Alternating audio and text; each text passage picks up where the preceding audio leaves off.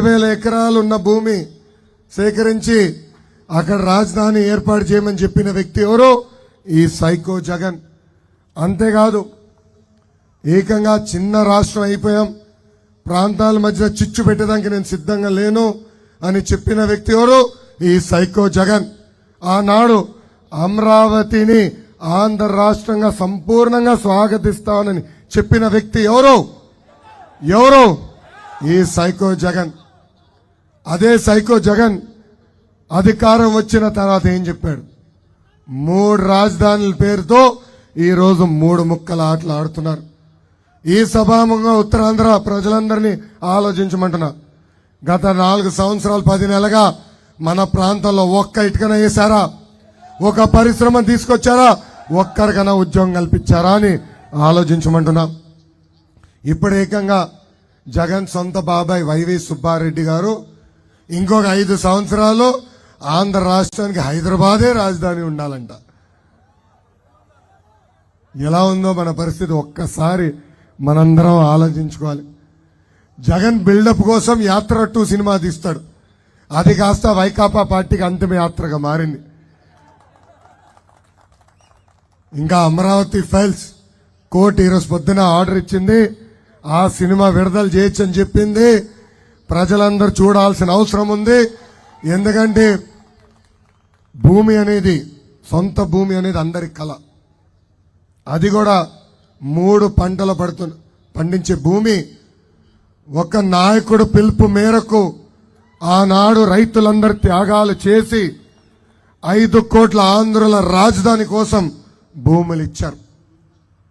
ఆనాడు జగన్ గారు, పవన్ అన్న, మోడీ గారు కూడా ఏకంగా అమరావతిని మేము సంపూర్ణంగా సపోర్ట్ చేస్తున్నాం అని చెప్పారు. కనుకనే భూములు ఇచ్చారు.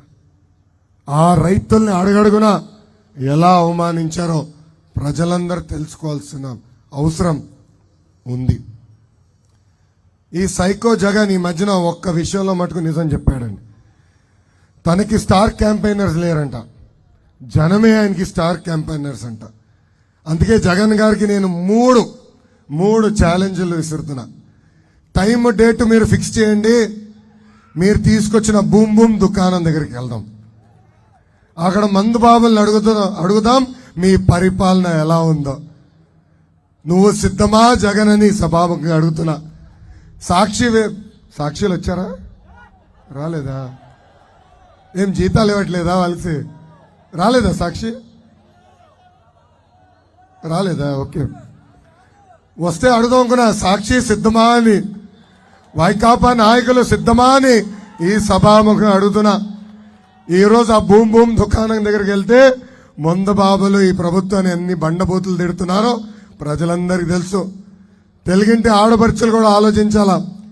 ఆనాడు సైకో జగన్ సంపూర్ణ మద్యపాన నిషేధం చేసిన తర్వాతనే మీ ఓటు అడుగుతా అన్నాడు. ఏం తల్లి, సంపూర్ణ మద్యపాన నిషేధం చేశాడా తల్లి? ఈరోజు ఊరూరు కాదు కదా, వీధి ఇంటింటికి మద్యం తీసుకొచ్చి డెలివరీ చేస్తున్నారు. ప్రభుత్వమే దుకాణాలు నడిపిస్తున్నారు తల్లి. ప్రభుత్వ ఉద్యోగస్తులను అక్కడ పెట్టి టార్గెట్లు ఇచ్చి మీరింత అమ్మపోతే మిమ్మల్ని సస్పెండ్ చేస్తామని చెప్పిన వ్యక్తి ఈ సైకో జగన్. నేను 2వ ఛాలెంజ్ ఇస్తున్నా ఈ సైకో జగన్కి.